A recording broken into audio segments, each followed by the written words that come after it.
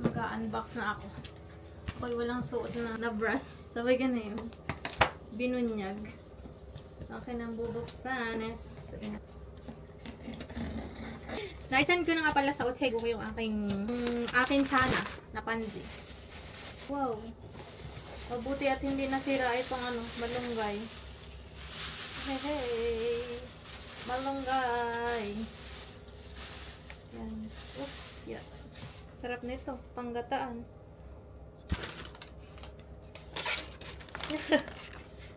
Malunggay sa Korea.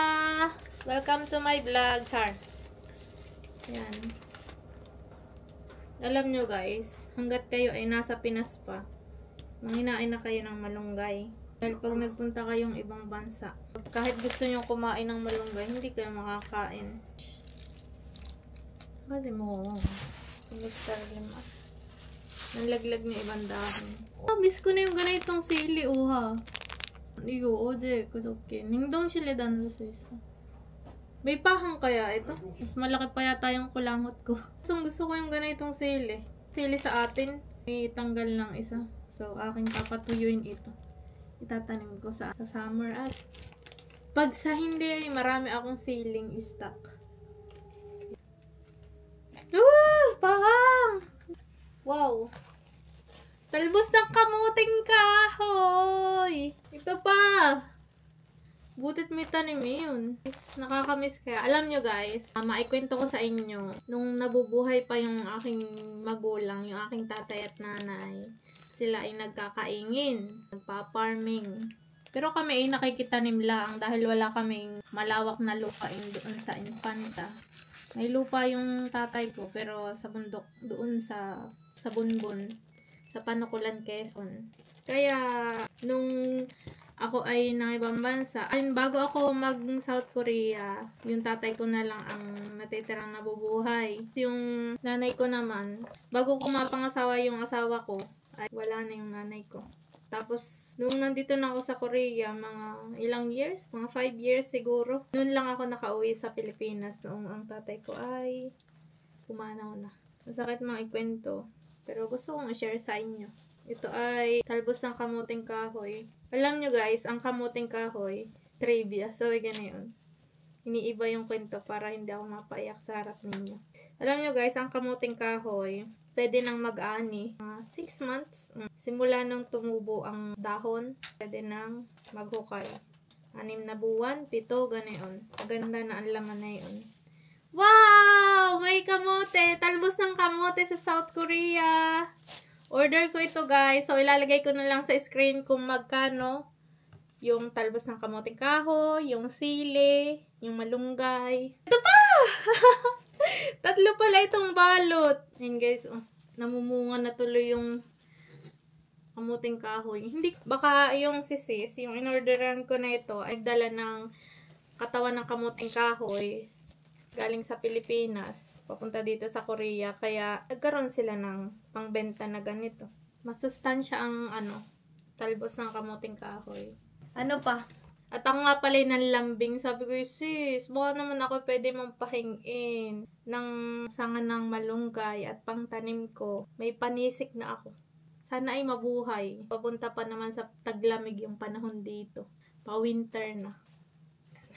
Tapos, nag-order din ako sa kanya ng sayote. Sabi ko ay bibili ako. Siguro ko ay pinri na lang niya ito. Free na lang itong dalawa. Makakapag-tinola pa yata ako. Sakto ito ha.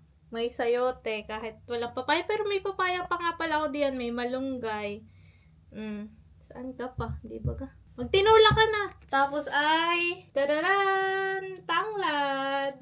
Ititisik ko din ito. Baka ito'y tutubo ato ha.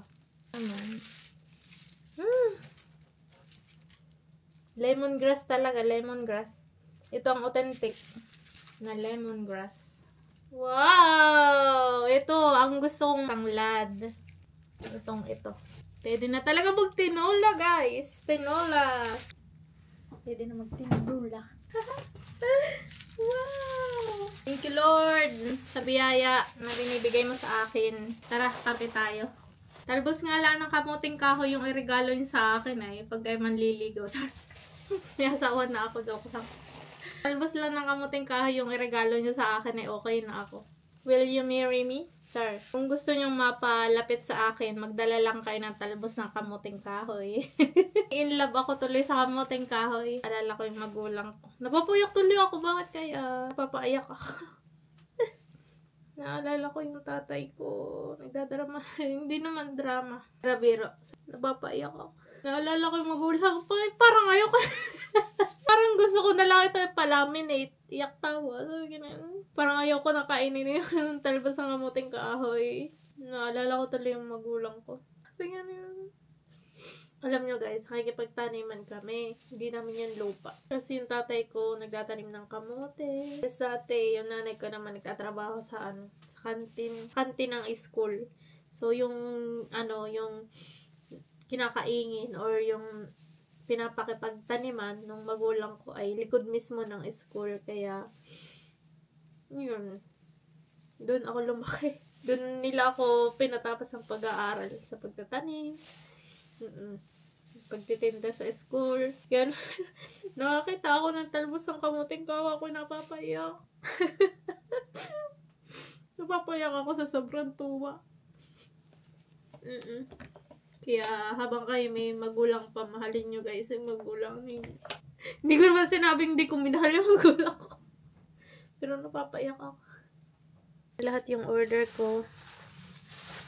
Yan. Talbos ng kamuting kahoy. Katawan ng malunggay, tanglad, ayan, sili.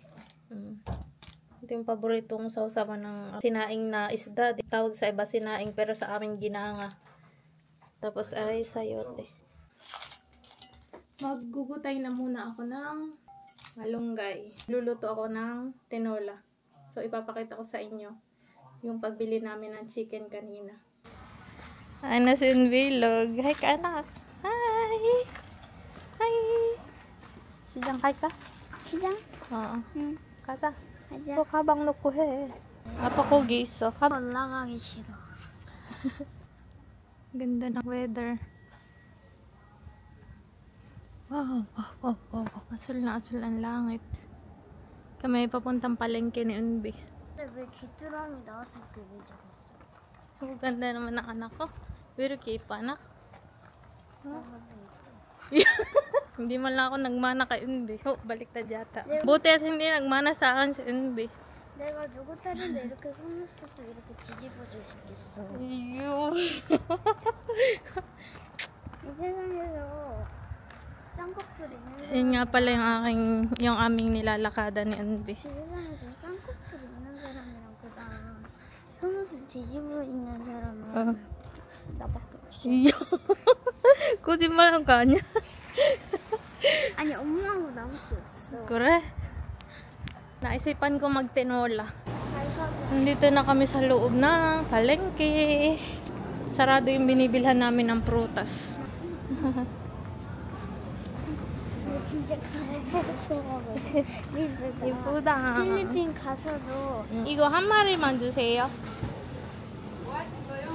아, 저번에 산 것처럼 이만큼만 잘라주세요. 어떤 걸로? 이거요. 작은 거요. bili ako ng chicken. 저번에 한 거 먹으려고? Oo. 근데 국물 있는 거 요리해야 돼. 나 igayak na. 뭐라고? 이거 뭘까 모르겠어. 감사합니다. 감사합니다. 네. In ay 5,000 won. 나 이거 뭐야? Nasa palengke kami. Yan bilog. Talaga tong batang ito.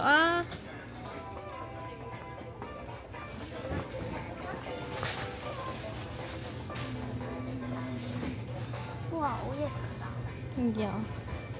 Namimili na naman ang batuting. Ang batuting na ulit. 우와. Along he. 사러 Pali hana kakwa. Kako ka hana. 이런 찾기인가? 이거. Pali. 아니 이거. 아니 아니. 하나만. 어.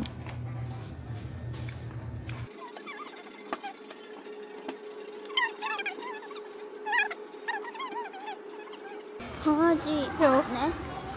누구? 아, 그렇네. Akit nung ano. Himay na ako na malunggay. Kita niyo, no? Sariwang sariwa.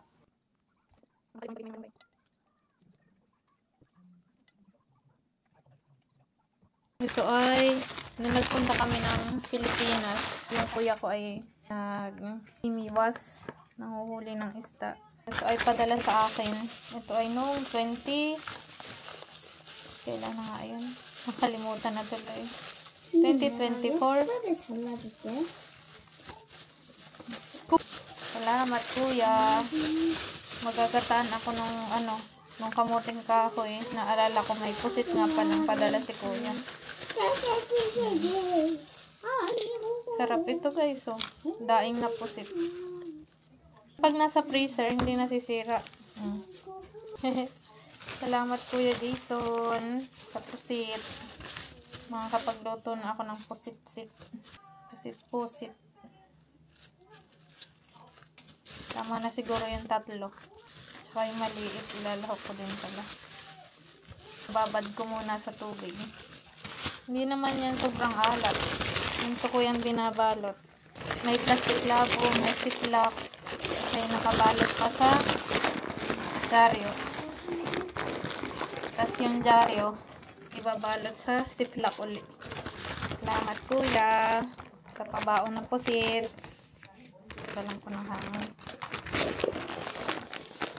Nagpakulo nga pala ako ng tubig, tapos nung kumukulo na, pinatay ko yung apoy, tsaka nilagay ko yung pusit para madaling gupitin. Gupitin ko na lang ito mamaya ng gunting. Halangan gupitin ng kutsilyo. Tanglad.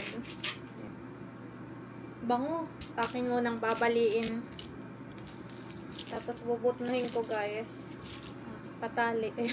Tapos maiksi yung malunggay. Ay, malunggay. Yung salay. Luha-luhaan. Lalagay na ako ng chicken. Paminta. Kaidi na yung asukar namin, oh. Kaidi na ang sugar. Konti lang naman yung kailangan ko.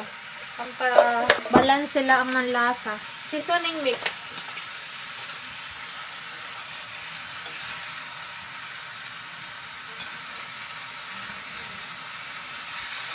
Binigyan nga pala kami kanina ng baluna ng manok. Ilang piraso. Baka ito ay 4 or 3.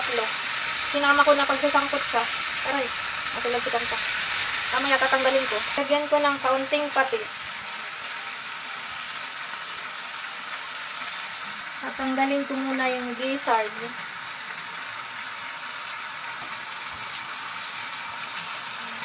Dahil ito ay pag nasobrahan ng pagluto o na ang tawag dito, na overcook, ay sobrang tigas nito guys. Ito yung aking sinasangkot sa nakarning manok. Ilalagay ko na yung papaya.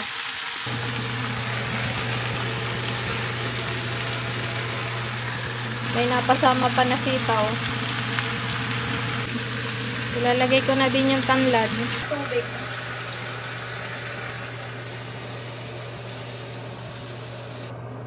Antay natin kumulo.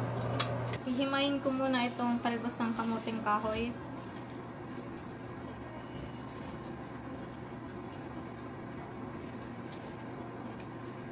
Hihilisin ko na muna ito. Depende naman sa inyong lugar kung paano kayo magluto. Dapat nga ito ay mas maliliit pa yung hiwa dito ay.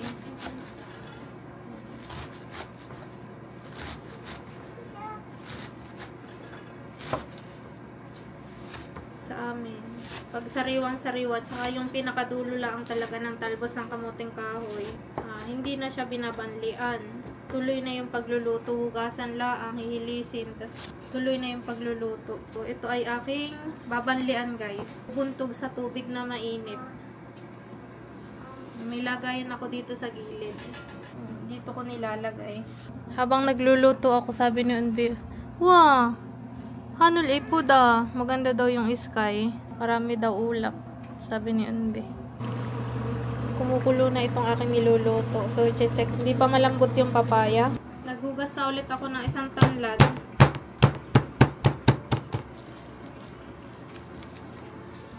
Naalala ko na kung paano mag-putno na itong tanlad. Ayan, pag yan.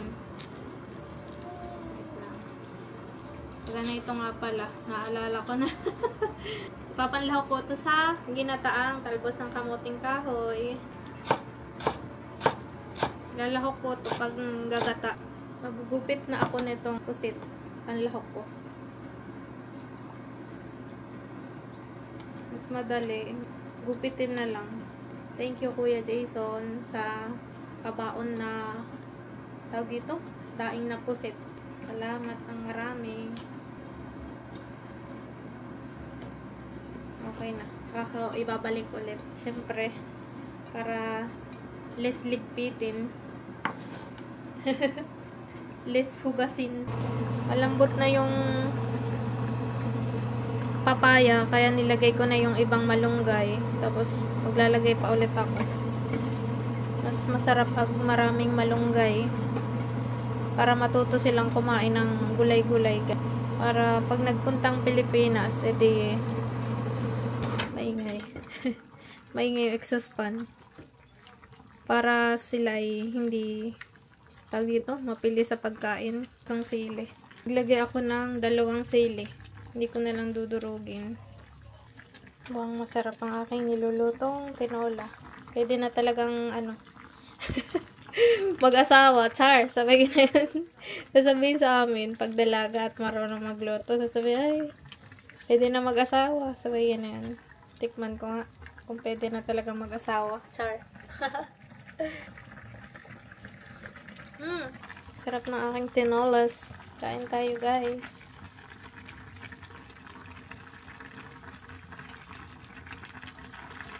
Yan. Talagang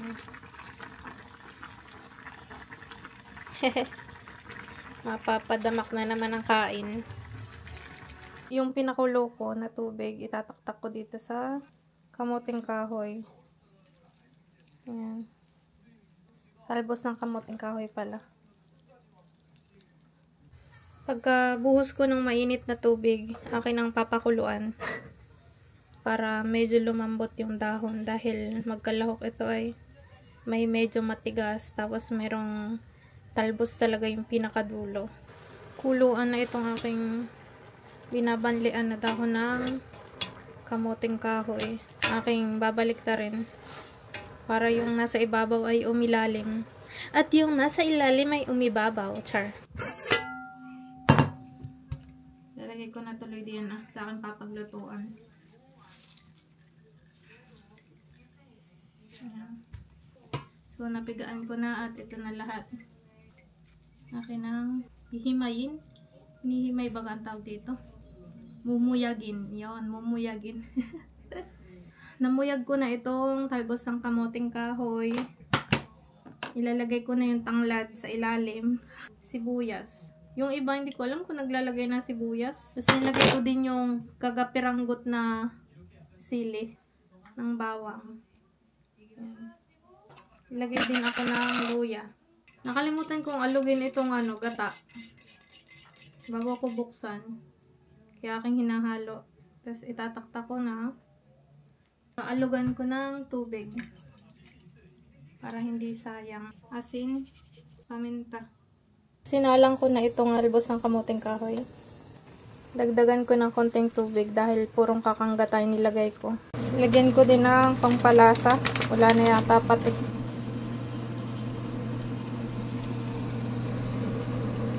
Tinikman ko ang aking niluluto. Parang kulang pa sa gata. Kaya nilagyan ko pa ng isang lata. Tapos lalagyan ko ng oyster sauce. Tsaka konti pang paminta. Tsaka ko hahaluin. Para paniguradong pag ito'y nag-iga or nawala na ng tubig ng sabaw ay talagang malambot na itong kamote. Mamaya ko ilalagay yung pusit para hindi tumigas ng sobra yung pusit. Lagyan ko ng konting patis. After siguro ng 1 oras mahigit, nakailang lagay din ulit ako ng tubig. Parang nauna pang lumambot yung yung tanlad kaysa dito sa dahon ng kamuting kahoy. Nilagyan ko nga pala ng chili powder, tapos lalagyan ko na rin ng suka. Konti lang, dahil ayaw ng mister. na maraming suka. Oras na para ilagay ang daing na pusit. Hahaluin ko na muna. After ng kulang yata 2 oras. O nasa 2 oras na. Pakulo-kulo yung aking talbos ng kamuting kahoy. Pwede na ulamin. Kain na tayo. Kain na. Kain 심장이 tayo. 어떻게 움직여? 사람 몸을 어떻게 Tinola. 움직여? Tsaka talbos ng kamuting kahoy. Ginataan. May sili. Battery yung aking camera kaya cellphone yung gamit ko. 그거 kain 아니고 tayo. 잘하는 거야. 사람들은 먹은다. Sarap. Chicken. Napaghimay ko muna si Unbi. Malambot itong daing na pusit. 오징어는 주지 마. Sarap. Doble na naman yung baba ko. 갑자기. 아우 진짜. Kain tayo ng sili. Sobrang pahang. Walang amoy. Nimsepsok. Lagyan ko daw ng karning Chicken manok yung kimbap. kanyang 이 세상에 kanin. 내가 치킨 볶음 내가? 그때 계속 나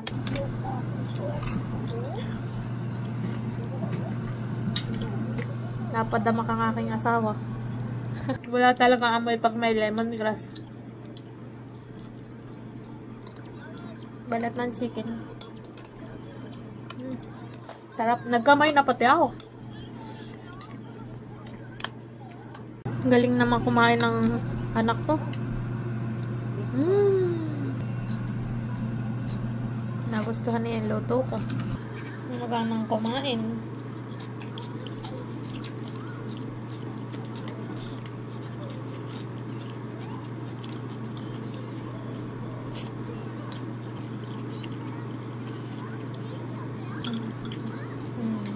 일단 여기는 밥